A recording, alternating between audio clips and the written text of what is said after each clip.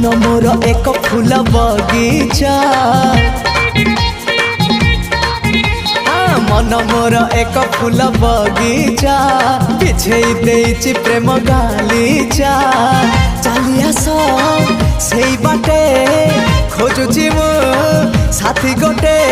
सुंदरी सुनयना ना ना झुमता ना ना ना आस सुनयना झुमता ना ना ना आस सुनयना झुमता ना ना ना ना आस सुनयना झुमता ना ना ना आस सुनयना।